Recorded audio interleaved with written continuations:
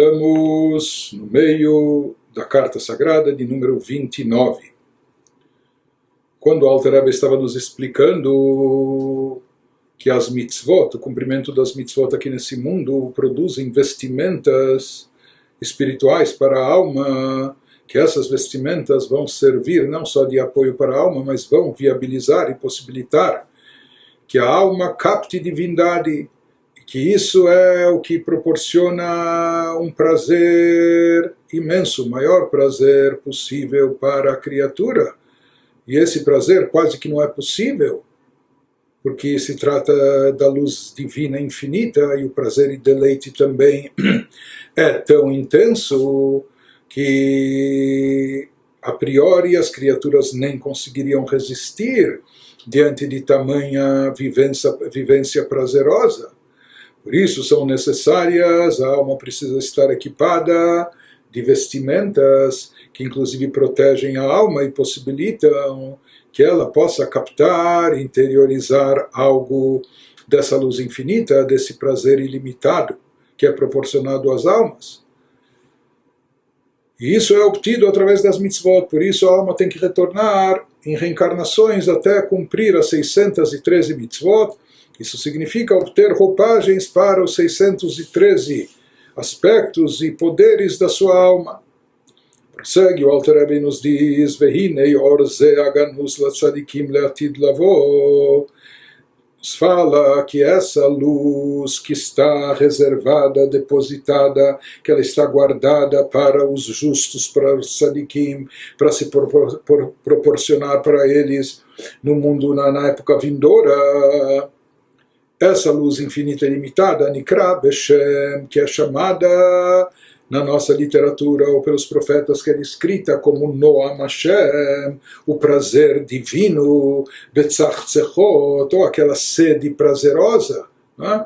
Que nós explicamos, uma sede prazerosa, aquela sede que a pessoa toma um pouco, bebe um pouco, mas aquilo é tão gostoso, é tão agradável, é tão prazeroso que a pessoa quer mais, e mesmo quando ela bebe mais, ela se vê insaciável, porque o prazer que isso lhe causa é tão intenso que ela não se contenta com o que tem. Por isso ele chama isso de tzach tzechot, aquela sede prazerosa. De leitaneg al Hashem, de ter deleite, de ter prazer em Deus, da criatura se elevar e captar divindade e chegar a ter prazer daquilo que ela capta de Deus. Isso na linguagem cabalística é trazido nos nossos livros, Ve'arba meot almin de kisufin, de mitangei behom tzadikaya. Nos fala que isso também está associado aquilo que é trazido no Zohar sobre 400 mundos de anseio, de vontade, de desejo, nos quais os tzadikim, eles se deleitam com a luz divina, e ele nos fala que isso está associado, Arba meot shekel kesef v'chulei, ele nos relaciona isso com uma passagem bíblica que fala da aquisição de Abraham, quando Abraham comprou o lugar onde seria enterrada sua esposa, na cidade de Hebron, na gruta da Machpelah, etc. Ele pagou por isso 400 moedas de prata, 400 shkalim de prata.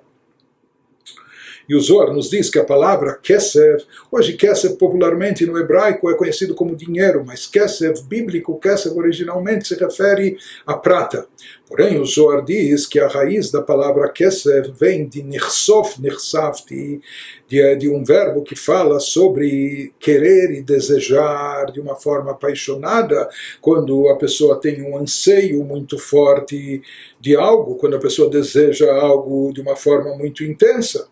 Então ele nos diz que essas 400 moedas de prata, elas simbolizam e fazem alusão a um conceito mais elevado, mais profundo, que isso está associado a algo que é chamado no Zohar de 400 mundos, 400 níveis de anseio de vontade, em outras palavras, como dizendo que quando o nível mais baixo de anseio, de desejo, de divindade foi preenchido, logo em seguida aparece um outro nível e aí existe mais um outro e etc.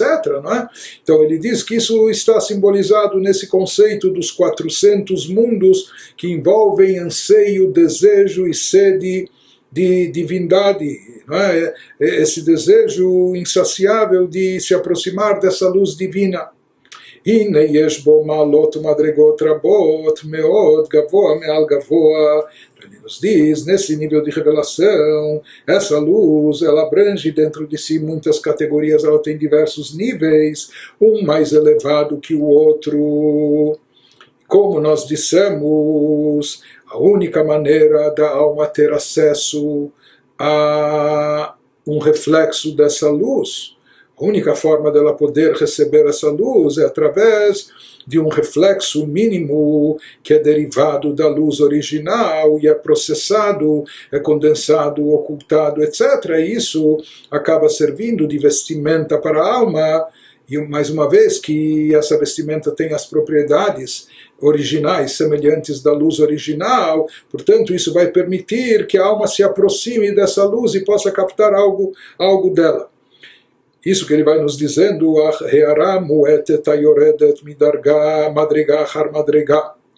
porém ele nos fala essa partícula de luminosidade que vai descendo de um nível após outro, livrou levushze, para possibilitar a criação, surgimento dessa vestimenta para a alma, e mibchinat madrega achrona shebeorze. Tudo isso é derivado, essa partícula da luz, esse processamento, etc., tudo isso é derivado, ou a própria vestimenta de onde ela surge, ele fala do nível mais baixo, do nível ultimativo, do último nível, do nível inferior dessa luz, que é uma partícula da luz original, que é um reflexo apenas dela, depois de processado, depois de ocultado, depois de condensado, depois de oculto, da última parte, do nível mais baixo e inferior, é que vai surgir a vestimenta.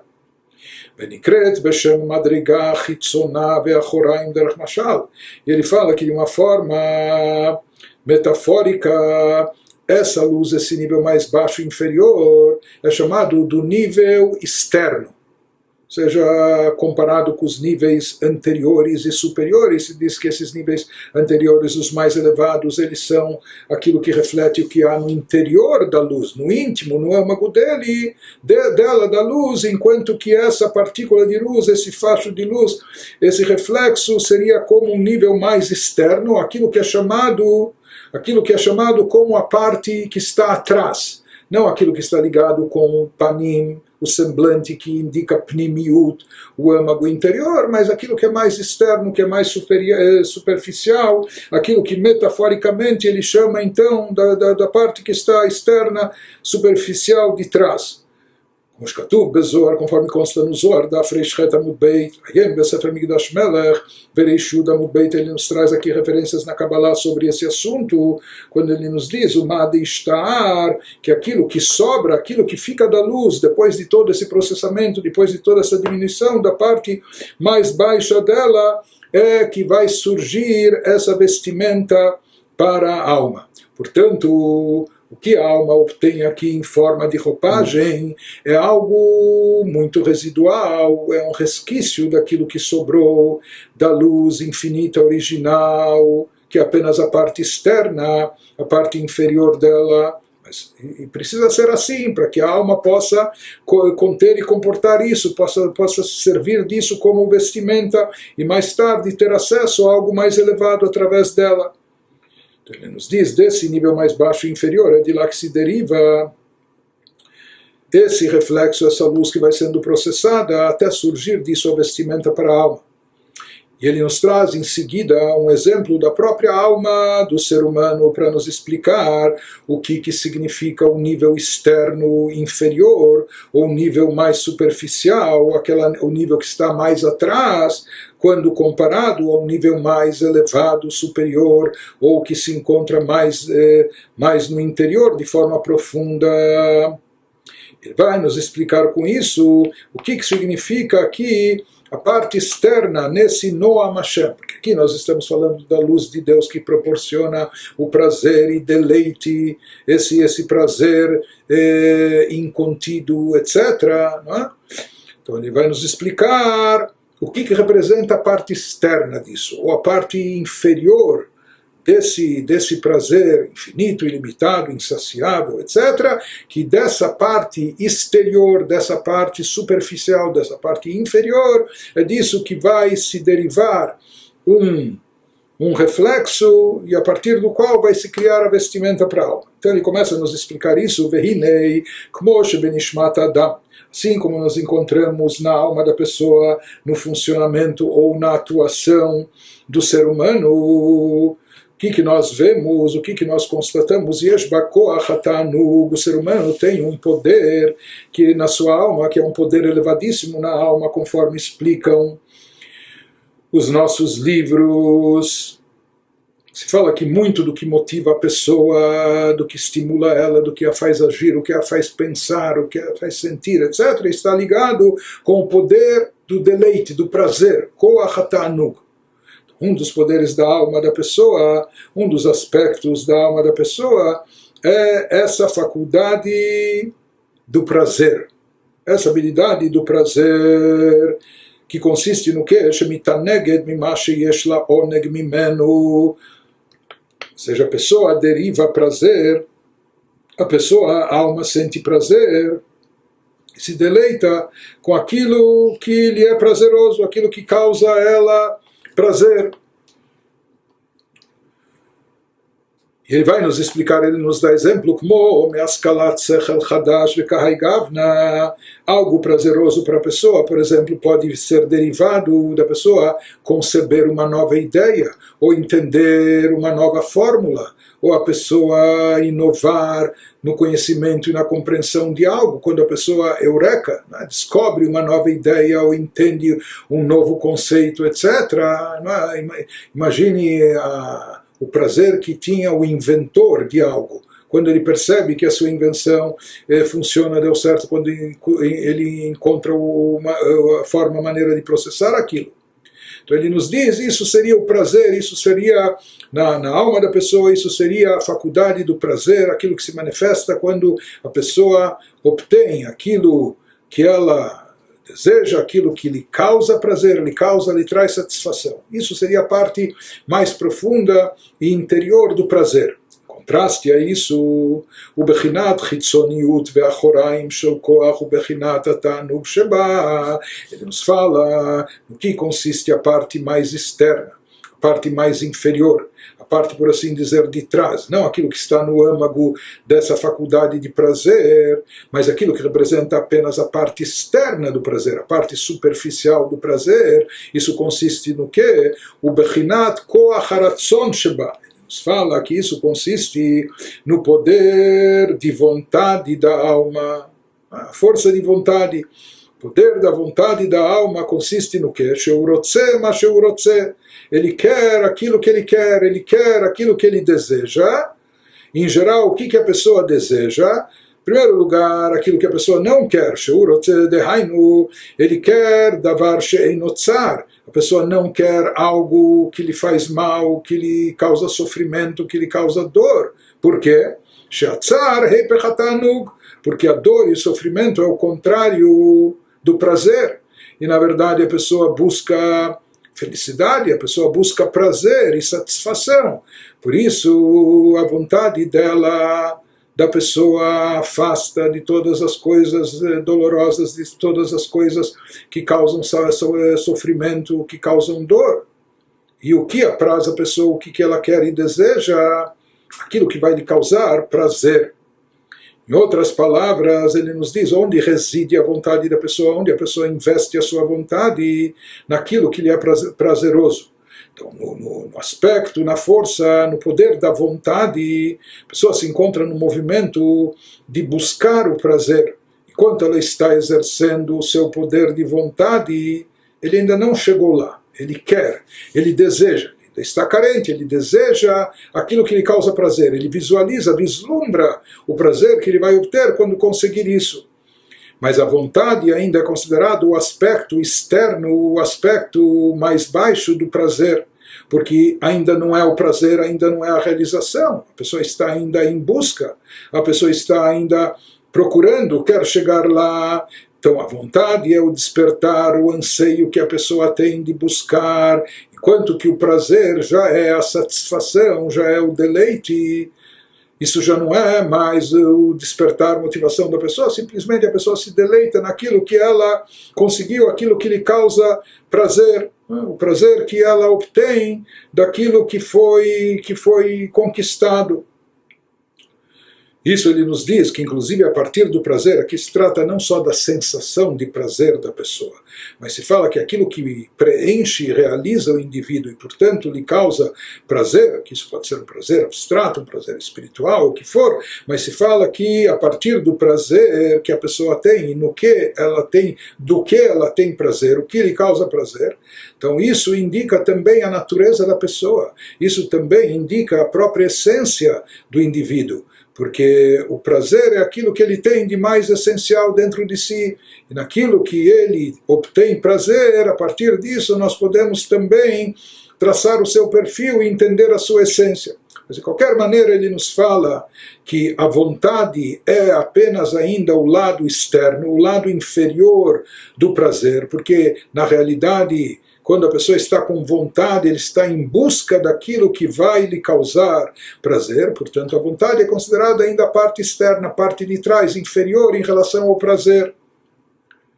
Uma vez que a pessoa tem prazer em uma determinada coisa, por isso ela se sente atraída àquilo e por isso tem vontade. Mas o prazer já é a realização, já é a satisfação, já é a plenitude. Então isso se encontra num plano mais elevado. Então ele nos traz isso, ele nos trouxe isso como metáfora, para exemplificar. E o que ele quer nos transmitir em relação a isso? Nós vamos transpor agora esses conceitos para uma esfera espiritual, para uma esfera saindo da criatura, mas tentando projetar no Criador.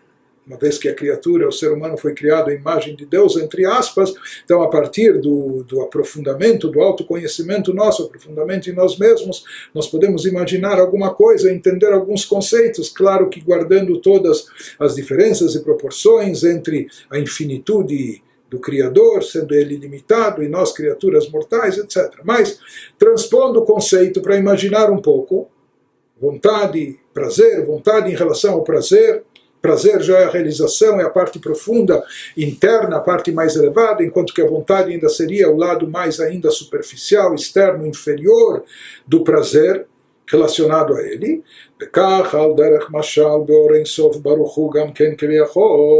Então, mesmo nós poderíamos aplicar ou tentar entender em relação à luz infinita de Deus, bendito seja, em relação a ele também, podemos aplicar e entender que existe o conceito de Ratzon Elion Baruch Hu, existe o conceito da vontade suprema divina. Essa vontade divina, ela representa a vontade divina, mas ela ainda é considerada Bechinat Chitzoniut Ve'achoraim. Dentro da divindade ela é considerada ainda a parte exterior, a parte externa, e a parte mais inferior, baixa, ou a parte de trás. Na divindade, quando comparada, quando equiparada, Libchinat Onega Elion, ao prazer supremo, Venoam Hashem, esse prazer divino, Betzachzechot, e aquilo que nós definimos como aquela sede prazerosa, Bealmin de Kisufinanal, ou aquela menção que fizemos, aqueles chamados mundos de anseios, etc. Que tudo isso está relacionado com o prazer divino. O prazer é algo muito mais elevado, está numa dimensão interna e superior, se comparado àquilo que nós chamamos de vontade divina, que estaria num plano abaixo, num plano inferior, externo, mais superficial. E aqui nós vamos ver agora no que consiste a vontade divina. Ele nos fala que as mitzvot, os preceitos que nós temos, os preceitos que nós cumprimos, eles expressam a vontade de Deus. Porém, vontade nós falamos que reflete ainda apenas o lado externo do prazer, se comparado ao prazer e satisfação. Por isso ele nos diz qual é o prazer. Prazer e satisfação é o resultado das mitzvot. Ou seja, prazer e satisfação é a revelação daquela luz divina que a alma obtém, aquela luz que nós falamos que é infinita, que é ilimitada e que a alma de forma direta nem poderia contê-la. Então isso é uma revelação do prazer divino. Isso é o lado mais interior, mais profundo, mais elevado da luz divina infinita. Porém, para chegar a esse nível mais profundo e elevado, só é possível se primeiro nós obtermos, precisamos obter primeiro o lado inferior, o lado mais externo e superficial. Somente quando obtido e esgotado esse nível, que daí nós podemos então nos vincular e ter acesso ao nível mais elevado e interior. Qual é o nível exterior? Qual é o nível mais superficial, externo e mais baixo em relação ao prazer? É a vontade, no caso, a vontade de Deus está expressa em quê? Nas mitzvot. E as mitzvot, portanto, se constituem naquelas vestimentas que nós dissemos, através das quais a pessoa vai chegar na dimensão mais interior e profunda que vai possibilitar a ela ter acesso ao nível mais elevado de contemplar e se vincular ao prazer divino, infinito e ilimitado. Mas isso ocorre através das mitzvot. As mitzvot são consideradas a vontade divina. Está certo que por enquanto isso expressa, entre aspas, apenas a vontade, que é o lado externo, é o lado mais inferior, mas é isso que vai nos possibilitar chegar à revelação do prazer divino, desse deleite divino, aquela revelação infinita e ilimitada. E ele nos diz, Agam shem meyuchadim betachlit hayichud, mesmo que em termos divinos tudo está plenamente e perfeitamente unificado, ou seja, quando nós falamos da vontade de Deus, assim como falamos sobre a sabedoria de Deus, que ele e sua sabedoria são uma coisa só, ele não obtém sabedoria ou conhecimento de fora, ele está intrinsecamente a sua sabedoria própria. Da mesma maneira, também ele e sua vontade estão perfeitamente unificados. Shehu Yitbarach Uretzono Echad, pois ele, bendito seja, e sua vontade são uma coisa só. Diferente diferente da vontade do ser humano, e não comparando com a vontade do ser humano, Deus nos livre,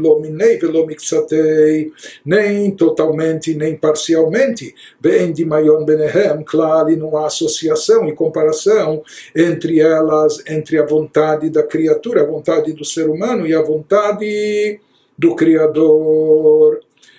Pois na criatura a vontade, ela indica, às vezes a pessoa tem vontade de algo que está fora dela, ou que está além dela, e etc. Em relação a Deus, que ele é tudo, não existe esse conceito. Por isso, em relação a Deus, se fala e se afirma que ele e sua vontade são uma coisa só. Então ele nos pergunta como é possível então dizer ou afirmar que a vontade, no caso superior divino, não passa do aspecto externo e superficial. Quando se trata aqui de vontade de Deus, nós estamos falando de algo que está plenamente unificado com Deus. Então, ele se remete a essa questão e explica. Afal Piken, mesmo assim, ele nos fala para entender isso, de Torah, que Lashon Bnei Adam, a Torá se expressa na linguagem humana para que os conceitos possam ser absorvidos por nós, possam ser entendidos por nós. A Torá se refere a esses assuntos falando numa linguagem humana. Claro que Deus não tem corpo, não é corpóreo, Deus é vontade, e outra coisa não tem nada a ver com a nossa vontade ou prazer. Mas a Torá se expressa dessa maneira para nos dar algum acesso a esses conceitos. Leshakecha ozen ma sheyechola lishmoa, ou seja, a Torá quer moldar ou modular o nosso ouvido para aquilo que ele é capaz de ouvir e de escutar. Por isso a Torá se expressa na linguagem humana. Bemashal umelitzah, e a Torá se utiliza de alegorias e metáforas, comparando a energia divina à atuação da alma aqui no corpo. Então, assim como na atuação da alma aqui, a alma é composta de poderes específicos que incluem o poder do prazer, o poder da vontade ou da sabedoria, do entendimento e assim por diante. Então a Torá se utiliza dessas metáforas, dessas analogias para transpor esses conceitos para uma esfera superior, dando para nós um vislumbre para que possamos imaginar alguma coisa de como são esses conceitos quando aplicados na esfera divina. Ele prossegue agora nos esclarecendo, ele vai nos trazer mais, vai esclarecer mais um detalhe nesse exemplo que ele trouxe da forma de atuação, de funcionamento na alma da pessoa. Quando ele nos disse que o prazer, ele é oriundo, por exemplo, da sabedoria do conhecimento, ele nos falou quando uma pessoa, por exemplo, deriva prazer daquilo que ela entendeu, ou daquilo que ela descobriu, daquilo que, do novo conceito que lhe surgiu, e assim por diante. Conforme ele nos diz no texto, como nós vemos e constatamos na prática, quando a pessoa concebe uma ideia nova, quando a pessoa tem uma nova percepção, Sechel Hadash Niflai, se tratando não só de uma ideia nova para ele, mas uma ideia fabulosa, uma ideia fantástica que a pessoa descobriu, a pessoa inovou. Então, Azai Beotorega, então se percebe na prática que naquele instante, naquele momento, isso traz à pessoa um enorme prazer, um enorme deleito al kol panim, nolad lo ta'anug nifla besichlo. Aquele momento nasce em sua mente um prazer maravilhoso. מכלל שהתענוג הוא למעלה מבחינת השכל והחוכמה.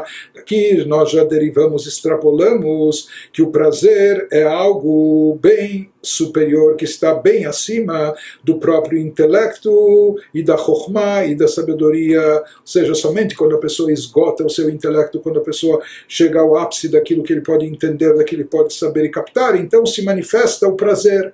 Daí então ela se enche de prazer. Daqui nós vemos que o prazer está acima e bem acima das faculdades intelectuais, até mesmo de Chokhmah. Rak shemelubash bibchinat sechel vechokhmah, apenas que o prazer eventualmente se reveste nessas faculdades intelectuais, como nós dissemos, quando a pessoa as utiliza e as utiliza com sucesso, inova, descobre, entende, etc. Então naquele instante o prazer ele se investe nessas faculdades intelectuais. Em outras palavras, ele nos diz que no intelecto da pessoa nós temos Chokhmah, Binah, etc. Em Chokhmah, o prazer ainda está oculto e encoberto.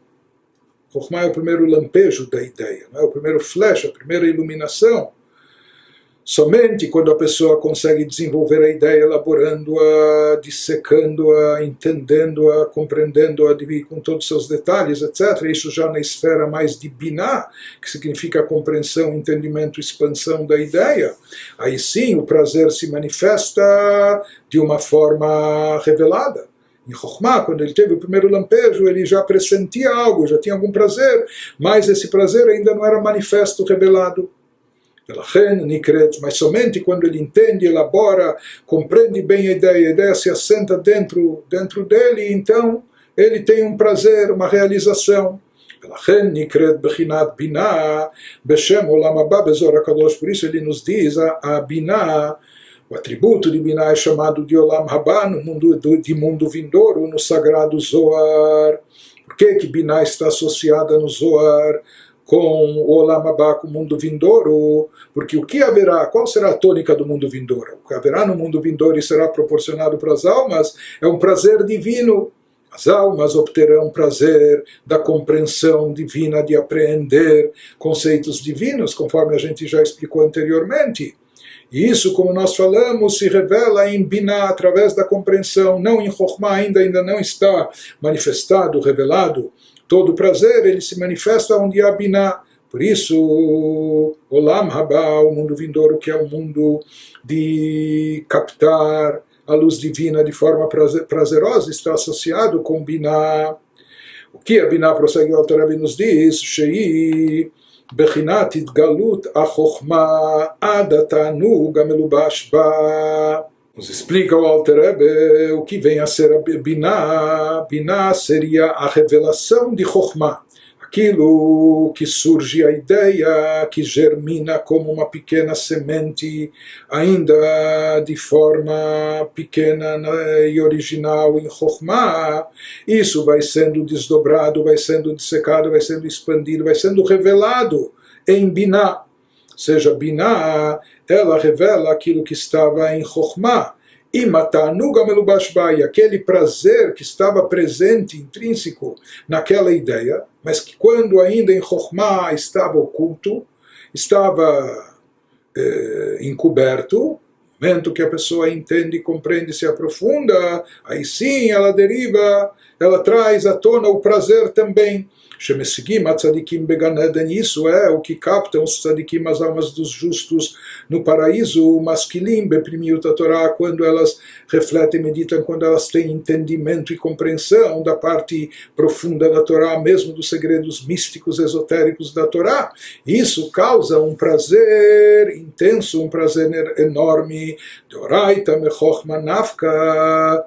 Está escrito uma vez que a Torá é derivada da Chokhmah, e nós sabemos que Deus e sua Chokhmah são uma coisa só, portanto também, portanto a Torá que é derivada de Chokhmah, ela e Deus também representam uma unidade só. Ele nos diz que nisso consiste o prazer, o deleite dos tzadikim, no Gan Eden, no paraíso, daquilo que eles captam e entendem de Torá. Isso se refere, na realidade, não é só, puxa, que ideia genial, que entendimento profundo, que análise fabulosa. Ou seja, o prazer que é derivado para as almas não vem só da sabedoria presente na Torá, que eles vão descobrir em maior alcance no Gan Eden, mas essencialmente ele nos diz que o prazer é oriundo, derivado da santidade da Torá, da divindade da Torá.